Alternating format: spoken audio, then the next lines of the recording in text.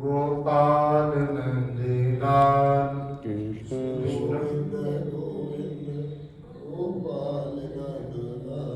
कृष्ण गोविंद गोविंद गोपाल नंद लाल कृष्ण गोविंद गोविंद गोपाल नंद कृष्ण गोविंद गोविंद गोपाल नंद लाल कृष्ण गोविंद गोविंद गोपाल नंद लाल कृष्ण गोविंद गोविंद गोपाल नंद लाल कृष्ण गोविंद गोविंद गोपाल नंद गोपाल नंद लाल गोविंद नंद लाल गोपाल नंद लाल गोविंद नंद लाल गोपाल नंद लाल गिरधारी नंद लाल गोपाल नंद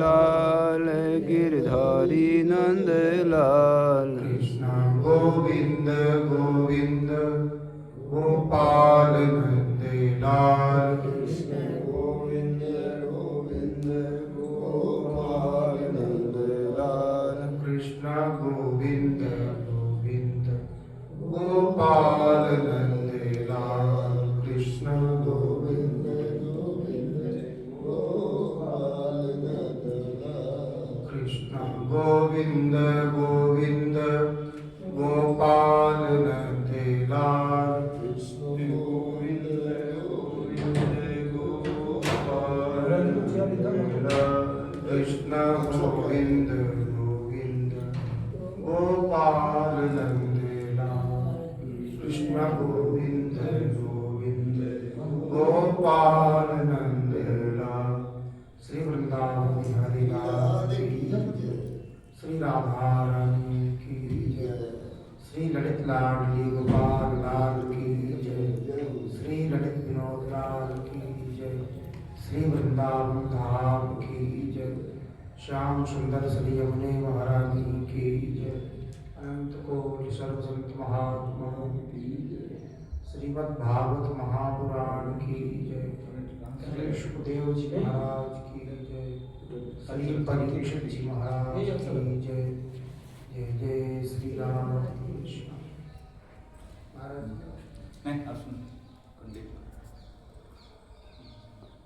जन नमस्तस्मै भगवते कृष्णाय कुंठमेधसे राधा अधर सुधा सिंधु नमो नित्यविहारिणे राधां कृष्णस्वरूपां वै कृष्णं राधा स्वरूपिणं कलात्मानं निकुञ्जस्थं गुरुरूपं सदा भजे जन्माद्यस्य यतोऽन्वयादितरतश्चार्थेष्वभिज्ञस्वराट् तेने ब्रह्महृदाय आदिकवये मुह्यन्ति यत्सूरयः तेजो वारिमृदां यथा विनिमयो यत्र त्रिसर्गो मृषा धाम्ना स्वेन सदा निरस्तकुहकं सत्यं परं धीमहि धर्मः प्रोज्झितकैतवोऽत्र परमो निर्मत्सराणां सतां वेद्यं वास्तवमत्र वस्तु शिवदन्तापत्रयोन्मूलनम् श्रीमद्भागवते महामुनिकृते किं वा परैरीश्वरः सद्यो हृद्यवरुध्यतेऽत्र कृतिभिः शुश्रूषुभिस्तत्क्षणात् नारायणं नमस्कृत्य नरं चैव नरोत्तमं देवीं सरस्वतीं व्यासं ततो जयमुदीरयेत् श्रीराधा माधवचरण बन्दं बारम्बार एकतत्त्वदूतं धरे नितरस्पारावार। ओम श्री परमात्मे नमः। परमाराध्य नित्य निकुंजेश्वर नित्य निकुंजेश्वरी श्री ललित लाडली गोपाल लाल जी के चरण कमलों में बारम्बार प्रणपात करते हुए परम श्रद्धेय पूज्य श्री स्वामी जी महाराज तथा महाराज श्री के चरणों में बारम्बार प्रणाम करके श्रीमद् भागवत दसम स्कंद के अंतर्गत अध्याय 43 पीछे का थोड़ा स्मरण करके आगे हम लोग कथा में प्रवेश करेंगे। कल की कथा में जो है भगवान ब्रज भक्तों से विरह से अत्यंत कातर ब्रज भक्तों को किसी प्रकार वहां से भगवान मथुरागम पहुँचे। मथुरा में वहाँ नगर भ्रमण किए। उसी प्रसंग में धनुष भंग की लीला संपन्न भई। प्रातः काल भगवान कुवलया पेड़ हाथी का वध किए और कुब्जा पर कृपा किए तथा माली सुदामा माली और दर्जी पे कृपा करके भगवान आगे रंगभूमि में प्रवेश किए। रंगभूमि में भगवान प्रवेश किए तो भगवान जो है नवरसों में दर्शन दिए भगवान के स्वरूप का। अनेक भक्त अपने अपने भावानुसार भगवान के दर्शन किए। मल्ला नाम सलिंद्र नाम नरवरः, तो सभी के अपने अपने भावानुसार जिनकी रही भावना जैसी प्रभु मूलत दिन देखी तैसी, उसी प्रकार भगवान ने सबके भावों का पोषण किए। उन्होंने इतना भगवान का आह्लाद पूर्वक दर्शन किया कि मानो पिबंत इव चक्षुर्भ्याम लिहंत इव जिह्वया जिघ्रंत इव नासाभ्याम श्लिष्यंत इव बाहुभिः, मानो नेत्रों के द्वारा ठाकुर जी को पी जाएंगे, जिह्वा के द्वारा भगवान को चाट जाएंगे और नासिका के द्वारा उनको आग्राहित कर लेंगे और भुजाओं के द्वारा भगवान को अपने हृदय में समेट लेंगे। ऐसी आतुरता पूर्वक भगवान के स्वरूप का दर्शन किए और वहां से आगे चल करके रंगभूमि में भगवान देखे तो वहाँ ये सब जो सभा में विराजमान थे सबने भगवान का दर्शन किए और वहाँ पर जो है भगवान को देख करके सब लोग भक्तों के हृदय में तो आनंद छा गया, लेकिन जो है दुष्टों के हृदय में तो भय हो गया। और कंस के द्वारा जो है नियोजित जो मुष्टिक चाणूर इत्यादि जो पहलवान गण थे वो सब जो है तैयार होके बैठे थे। इधर जो है भगवान का दर्शन करके आसन सबके लिए यथोचित आसन था, ऊंचे आसन पर कंस बैठा हुआ था और चाणूर जो है भगवान को संबोधित करके क्या कह रहे हैं, हे नंद सुनो हे राम भवन्तौ वीर सम्मतौ नियुद्ध कुशलौ श्रुत्वा राज्ञा भूतौ दिदृक्षुणा। हे नंद नंदन श्याम सुंदर, हे राम, आप सुना है कि आप वीरों में श्रेष्ठ हैं और हमने यहाँ सुना है कि आप जो है गोचारण के खेल में वहां ग्वाल वालों के साथ आप कुश्ती करके उसमें बहुत पारंगत हो गए हैं। तो हमारा हम सबकी जनता सब यहाँ की प्रजा के प्रति जो है वो महाराज कंस है और महाराज को प्रसन्न करना हम प्रजा का कर्तव्य है और महाराज की इच्छा है कि हम लोग कुश्ती करें। तो महाराज प्रसन्न होंगे तो उससे हमको भी प्रसन्नता होगी और सारी प्रजा प्रसन्न होगी और राजा प्रसन्न हो जाते तो उसका परिणाम तो सब जानते ही हैं। तो भगवान मुस्कुराए और बोले कि आपने जो कहा बिल्कुल ठीक कहा, लेकिन आप कहाँ पहाड़ के समान बड़े बड़े पहलवान, हम कहाँ छोटे छोटे बालक। अब कुश्ती लड़ने की बात यदि रही तो हमको ग्वाल वालों के साथ हम कुश्ती लड़के दिखा देंगे, क्योंकि अब कुश्ती तो बराबर के साथ होती है, बड़ों के साथ थोड़ी होती है। तो हम लोग तो अभी बालक हैं। तो कह रहे कि बालक न बालो न किशोरस्त्वं बलश्च बलिनां वरः लीलये भोहतो येना सहस्रदीपसप्तभे।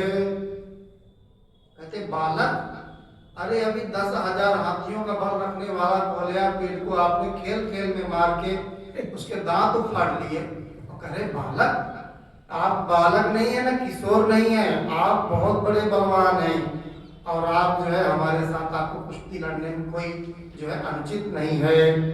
इस प्रकार आपस में बातचीत कर रहे थे। और वहाँ जो विराज बैठी हुई सभा जो थी, वहाँ के लोगों ने कहा सर्वथा अन्याय है, बिल्कुल अन्याय है। जिस सभा में इस प्रकार अन्याय होता है, उस सभा में बैठने वालों को, अनुमोदन करने वालों को भी पाप का भागी बनना पड़ता है। इस सभा से तो उठ के चले जाना ही उचित होता है। ऐसे बातें करते करते कुछ लोग उठने के लिए उद्यत हुए। तो किसी के मन में आया, चलते चलते थोड़ा घूम के देखिए क्या हो रहा है। तो भगवान मन ही मन संकल्प किए थे। सुखदेव जी महाराज कह रहे हैं, एवं चर्चित संकल्पो भगवान मधुसूदन आसादात चाणूरम मुष्टिकम रोहिणी सुतः। दोनों एक एक अपनी अपनी जोड़ी के साथ, मुष्टिक जो है बलराम जी महाराज के साथ और चाणूर भगवान के साथ कुश्ती करने लग गए। तो भगवान कहते सत्य संकल्प चर्चिता, भगवान सत्य संकल्प, भगवान मन ही मन अनुमोदन किए, हम आए ही इसीलिए हैं। इसीलिए देश काल परिस्थिति को देख करके शास्त्रानुकूल बात कहना उचित होता है। लेकिन भगवान ने कहा हम तो आए ही इसी उद्देश्य से, तुम लोगों को मार के ही जाएंगे। तो उसी समय चाणूर और मुष्टिक भगवान पे टूट पड़े और कैसे लड़ रहे हैं आपस में। हस्ताभ्याम हस्तयोर्बद्ध्वा पद्भ्यामेव च पादयोः विचकर्षतुरन्योन्यं प्रसह्य विजिगीषया। हाथों से हाथों को, मुष्टिक और घुटना से घुटना को, छाती से छाती को, मस्तक से मस्तक को टकरा रहे भगवान के साथ और एक दूसरे को बलपूर्वक जीतने की चेष्टा कर रहे हैं। लेकिन प्रारंभ में कहा गया है मल्लानाम असनिर्नृणाम नरवरः, मल्लों को भगवान वज्र के समान दर्शन दिए। तो उन्होंने को लगा कि इनकी गलती नहीं है, गलती तो हमारी है। हम ही ने कहा था कि हमसे कुश्ती लड़ो। जब भगवान के श्री अंग से उनके अंग टकराए तो मानो लगा कि पत्थर के साथ टकरा रहे हैं। उनके घुटने के, शरीर के अंग अंग के जोड़ ढीले पड़ गए। अब उनके मन में निर्वेद जगा, वैराग्य जगा कि इनसे लड़कर के हमने गलती किया। अब मन में आया कि इनकी गलती नहीं है, हम ही उतावले हो रहे थे लड़ने के लिए, क्या करें।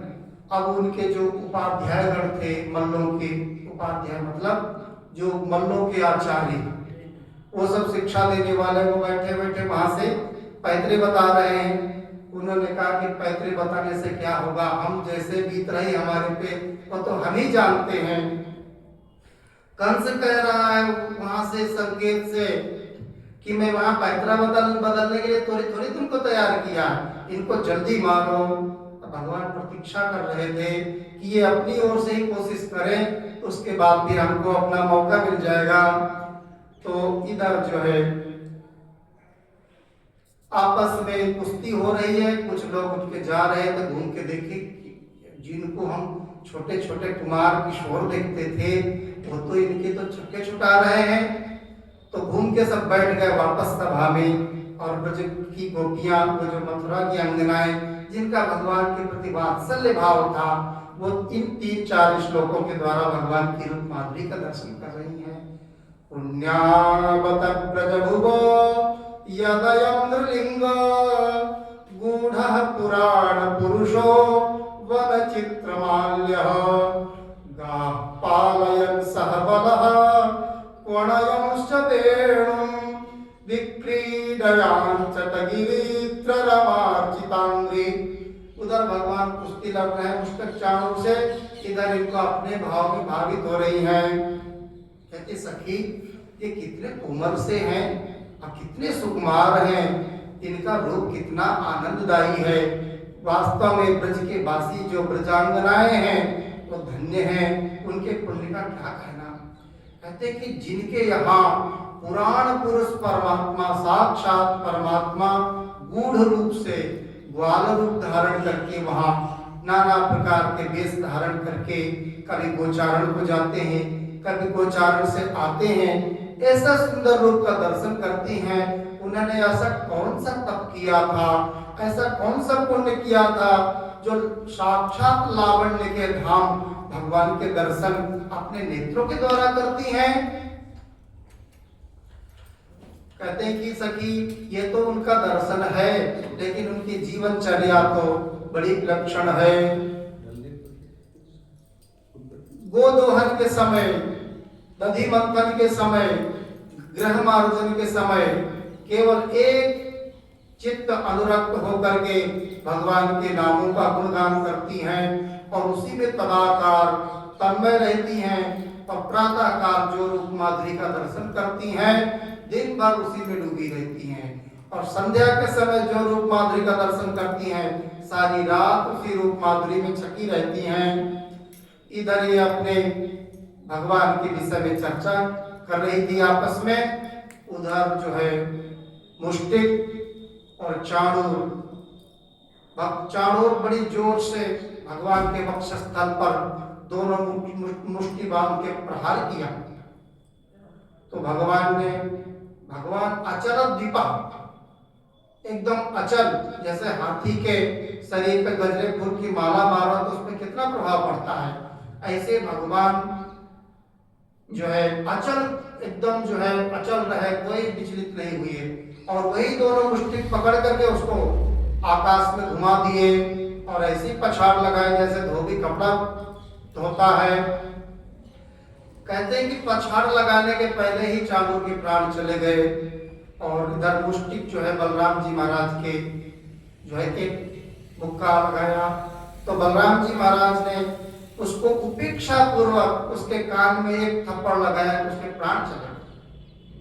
इधर जो है और जो 4-5 थे सलपूत इत्यादि पहलवानगण वो सब आए, लेकिन भगवान उनको खेल खेल में मार के खत्म कर दिए और किसी को चीर डाले और कोई और बैठे थे उन्होंने देख करके वो रंगभूमि छोड़कर भाग गए कि इनकी तरह हम लड़ेंगे तो हमारे को भी इसी प्रकार भगवान बध कर देंगे। अब जो है कोई वहां पहलवान नहीं, कंस तो ढेरी नगाड़ा वाले को तैयार करके रखा था कि जब हमारे पहलवान को मारेंगे जोर से भेरी बजाना, तो वो जोर से भेरी बजा रहा है, कंस कह रहा है भेरी बंद करो हमारे पहलवान मर रहे।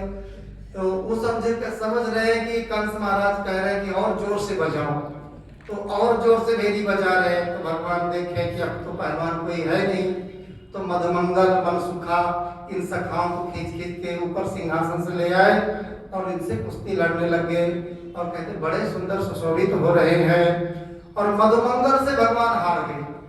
पहलवानों को तो भगवान जो है उनको उनका कल्याण कर दिए, लेकिन मधुमंगल से भगवान हार गए और बड़े आनंदित हो रहे हैं, सभा वाले देख करके बड़े प्रसन्न हो रहे हैं।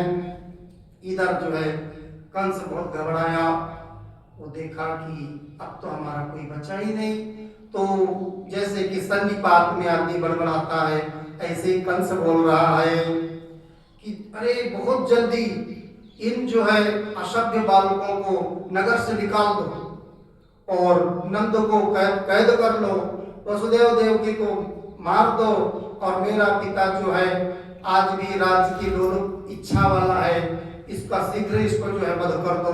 ऐसे अकेले जो है बोल रहा था, अब उसके अनुचर तो सब जा चुके। तो भगवान मुस्कुराए और एक छलांग लगाए कि ऊपर कंस के सिंहासन पर पहुंच गए। तो वो ढाल तलवार लेकर के वहीं पर ही पैतरे बदलने लगा।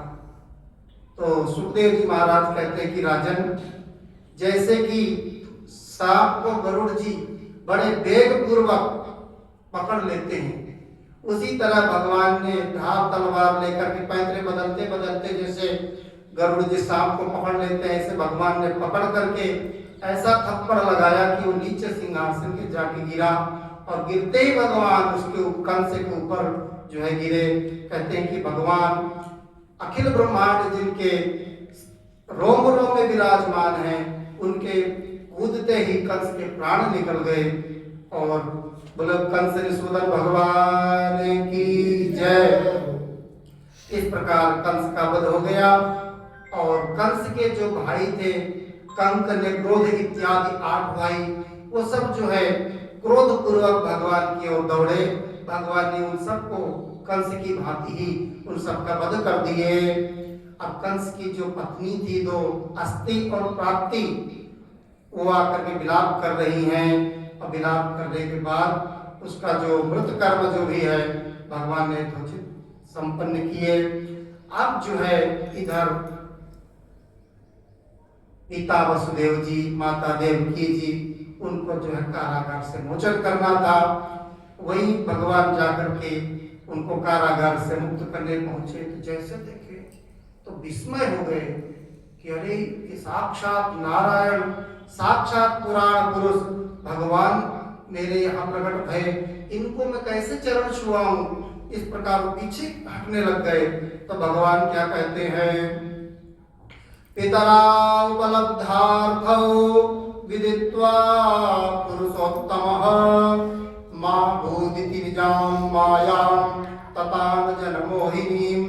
अपने भगवान स्वजन मोहिनी माया का विस्तार कर दिए और भगवान की माया से मोहित हो गए, और भगवान उनके सामने हाथ जोड़कर रोने लग गए।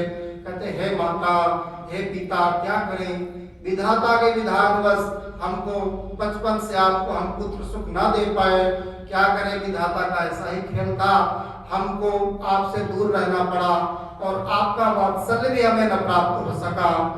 इस तरह भगवान अश्रुमोचन करने लगे। तो तुरंत जो है उनका जो भगवान की माया का विस्तार हुआ, तो उनमें जो है वात्सल्य भाव का उदय हुआ, और उन हृदय से लगाकर भगवान को अश्रुमोचन करने लगे। भगवान यहाँ पर माता पिता की महिमा का वर्णन करते हैं। सर्वार्थ संभवो देहो जनितः पोषितो यतः न तयोर्याति निर्वेशम पुत्रोर्मर्त्यः शतायुषा। जो ये जो हमारे को शरीर जिन माता पिता से प्राप्त है, जो शरीर प्राप्त करके भी माता पिता की सेवा नहीं करता है, उनको प्रसन्न नहीं करता है, मृत्यु के बाद यमराज उसके शरीर को टुकड़ा टुकड़ा काट काट करके उसी को ही खिलाते हैं वापस। इसीलिए ये जो हमको सर्व पुरुषार्थ युक्त जो मनुष्य शरीर दिए हैं, उनको सदैव उनकी प्रसन्नता, उनकी सेवा, उनकी आज्ञा अवश्य मानना चाहिए। इधर जो है जब भगवान का प्राकट्य हुआ था, तो वसुदेव जी महाराज के मन में इतना आनंद आया कि उस समय वो विवश थे। तो मन में संकल्प किए थे कि मैं 10,000 गौओं का संकल्प करता हूं। अब वो संकल्प पूर्ण किए। 10,000 गौओं का दान वसुदेव जी महाराज ने किया, और उसके बाद नाना उग्रसेन जी थे, उनको भगवान ने कारागार से मुक्त किए, और उनको भगवान ने वहां का मथुरा का राजा बनाए, और बोले कि मैं आपके द्वार पर छड़ीदार होकर रहूंगा, और देवता लोग भी आपके चरणों में आकर भेंट चढ़ाएंगे, आप अपना राज सिंहासन पर बैठे। तो उग्रसेन जी महाराज जो है अपनी असमर्थता व्यक्त की। तो भगवान ने कहा कि राज्य के अधिकारी हम नहीं हैं, क्योंकि हमारे पूर्वज महाराज यदु हैं, उनको साप प्राप्त था, इसलिए मैं गद्दी पे नहीं बैठूंगा, गद्दी पे आप बैठे। तब उग्रसेन महाराज को मथुरा का राजा बनाए। उसके पश्चात वसुदेव जी महाराज के मन में आया कि हमारे पुत्र किशोर अवस्था को प्राप्त हो रहे हैं, अब इनका जो है यज्ञोपवीत संस्कार हो संपन्न होना चाहिए। तो अपने आचार्य जो गर्गाचार्य जी थे, उनके यहाँ यज्ञोपवीत का संस्कार संपन्न करा के सांदीपनी आश्रम उज्जैनी में, सांदीपनी आश्रम में उनको विद्या वेदाध्ययन के निमित्त भगवान वहां पधारे, और 64 दिन में भगवान अखिल विद्या निधि हैं, उनके लिए तो विद्या पढ़ना तो एक आदर्श मात्र है। तो जो है भगवान वहां समस्त विद्या अध्ययन किए, और गुरु जी को प्रणाम करके उनसे आज्ञा मांगे कि हमें आज्ञा दें, और गुरु दक्षिणा स्वरूप आप आज्ञा करें। तो गुरु जी ने कहा, आप जिसको साक्षात परमात्मा शिष्य रूप से जो प्राप्त हो गए, अब उसके कौन से मनोरथ बाकी रहे, मुझे तो कुछ नहीं चाहिए, और मैं आपकी इस प्रकार की भक्ति से प्रसन्न होकर मैं आपको वरदान देता हूं कि जो भी आप मेरे यहाँ वेदाध्ययन किए हैं वो याम बना रहे, अर्थात कभी विस्मृत ना हो। और मुझे तो कुछ नहीं चाहिए, मैं गुरु माता से पूछ के आता हूँ। तो गुरु माता ने कहा कि हमारा पुत्र सौराष्ट्र में गया था, वहाँ समुद्र में डूब करके मृत्यु को प्राप्त हो गया, और हमने सुना कि आप साक्षात परमात्मा हैं, तो कृपा करके हमारे पुत्र को आप दे दीजिए। भगवान समुद्र के तट पर गए और समुद्र में प्रवेश करके शंखासुर नामक दैत्य का वध करके भगवान देखे तो वहां नहीं मिला। उसके पश्चात यमलोक की यात्रा की और यमराज के यमपुरी के अंदर प्रवेश नहीं किए, द्वार पे भगवान रहे, क्योंकि भगवान का मम दर्शन बल परम अनुपा जीव पावनी सहस्र रूपा। भगवान द्वार पे ही वहीं से यमराज भगवान की विविध प्रकार से पूजन किए और भगवान से कह रहे कि प्रभु आज्ञा आप करें। तो जो है भगवान ने कहा कि गुरुपुत्र विहानीतम निज कर्म निबंधनम आनयस्व महाराज मच्छासन पुरस्कृतः।